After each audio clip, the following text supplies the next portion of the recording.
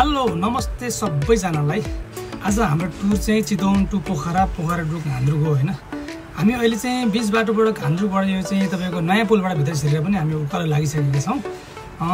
आज हाम्रो बसाइ चाहिँ घान्द्रुकमा हुन्छ। मैले तपाईलाई सानो एउटा भिडियो चाहिँ मैले तपाईलाई चाहिँ बनाएको छु। सबैले हेरेर माया गरिदिनु होला भन्न चाहन्छु हैन। र आज हाम्रो घान्द्रुकमा यात्रा घान्द्रुकसम्मको यात्रा हो र त्यहाँ चाहिँ कस्तो छ घान्द्रुक कस्तो छ चाहिँ त्यसको मौसम कस्तो छ र त्यहाँको बारेमा चाहिँ हैन त्यहाँको कल्चर कस्तो छ त्यहाँको खानपिन बसोबास र त्यहाँको होमस्टे कस्तो रहेछ भनेर चाहिँ हामीले एउटा भिडियो तयार गरेका छौं। र मेरो भिडियोलाई अन्तिमसम्म हेरेर साथ दिनु होला भन्न चाहन्छु। र बाटो चाहिँ बाटोघाटो कस्तो छ भनेर पनि तपाईहरुलाई म देखाउँछु। र हामी अहिले घान्द्रुकको नयाँ पुलबाट चाहिँ हामी भित्र छिरेर हामी बिरेठाटी हुँदै र 8 किलोमिटर माथि पिच हुँदै हामी अहिले अगाडि बढिरहेका छौं हैन। र बाटो हेर्नु होला कस्तो छ। तपाईलाई चाहिँ घान्द्रुक आउन मन लागेको छ भने पनि कृपया यो भिडियो हेरेर तपाईलाई थोरै भने सजिलो हुन सक्छ। र मेरो भिडियो अन्तिमसम्म हेर्नु होला र मन पर्यो भने लाइक गरेर सब्स्क्राइब पनि गर्न नबिर्सनु होला है त। मैले तपाईलाई भिडियो हालेको छु एकचोटी कृपया हेरिदिनु होला है त।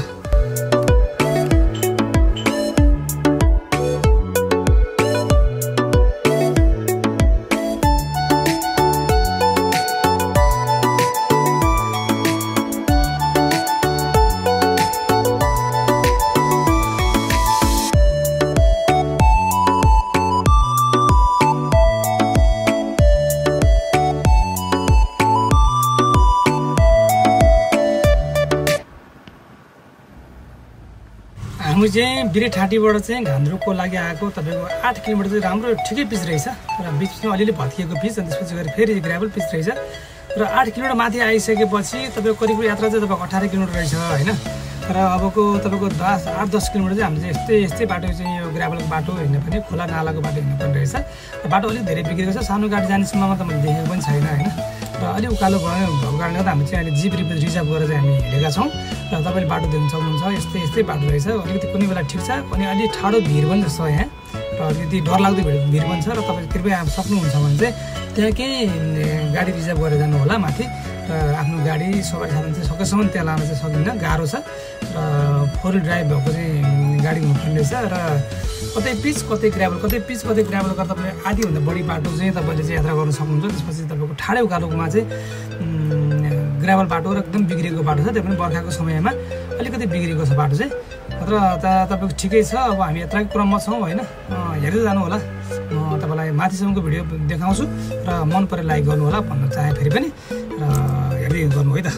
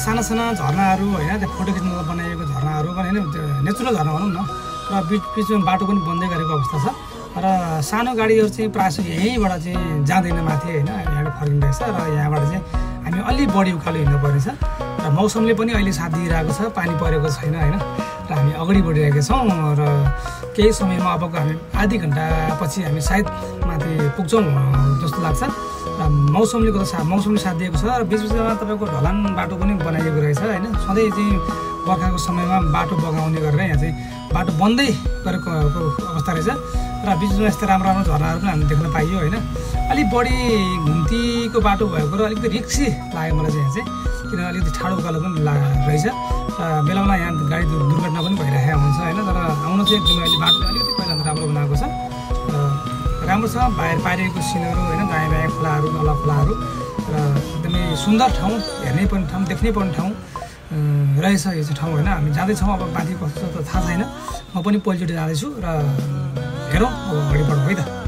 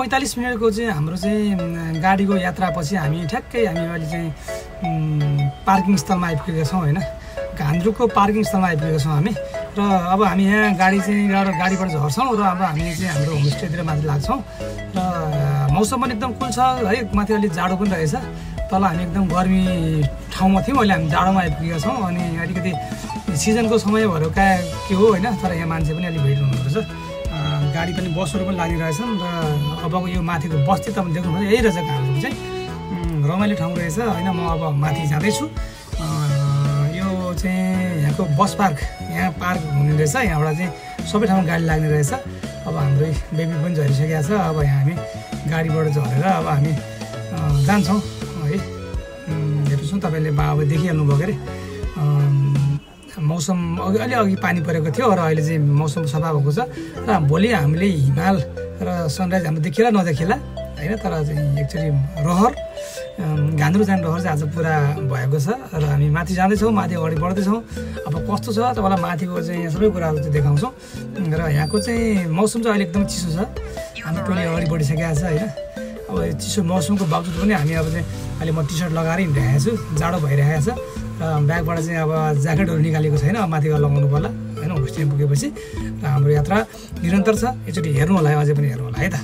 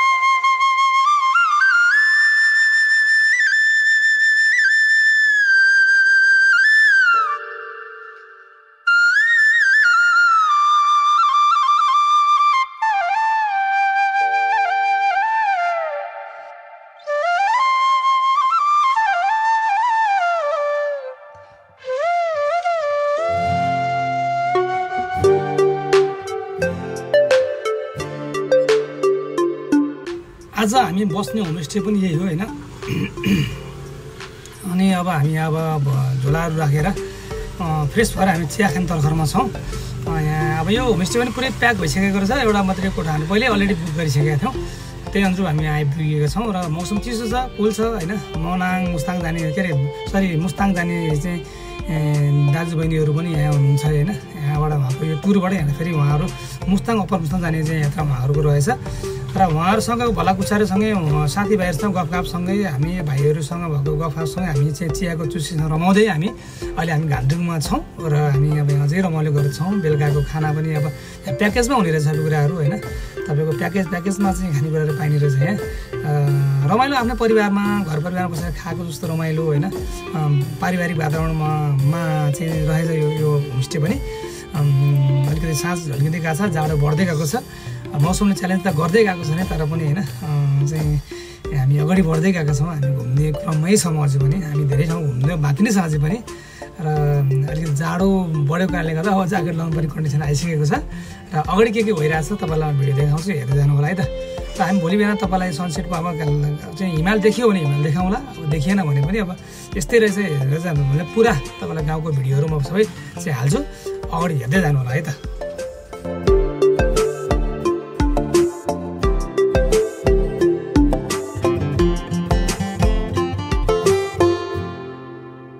ल हामी चाहिँ आज घान्द्रुङको दोस्रो दिन है। अब हामी अब फर्किनु भनेको पानी परेर चाहिँ अब फर्किनु पाइएन है। बाबु के छ ल भन, हाम्रो गाउँदेखि सबैले त्यहाँ आउँछ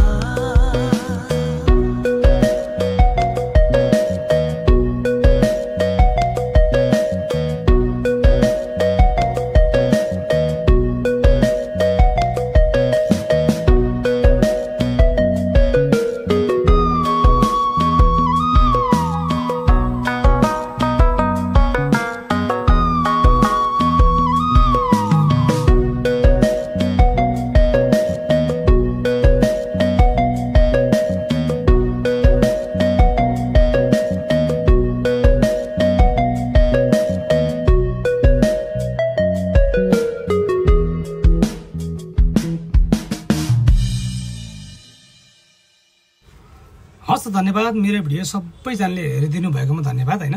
र तपाईँलाई मैले आज चाहिँ घान्द्रुकको भिडियो देखाएँ। म अब केही समयपछि फेरि तपाईँलाई चितलाङको भिडियो देखाउँदैछु। सबैले मन पराइदिनु होला होइन। तपाईँ घुम्न आउनु मन छ भने एकचोटि यो भिडियो अवश्य हेर्नु होला। तपाईँलाई केही न केही भिडियोले राहत मिल्छ होइन। बस्ने ठाउँदेखि सबै कुरा राहत मिल्छ। र म तपाईँको अबको नेक्स्ट भिडियो चाहिँ मलाई चाहिँ चितलाङको बनाउनु मन लागेको छ। र सबैले साथ दिनुभयो हेरेर होइन।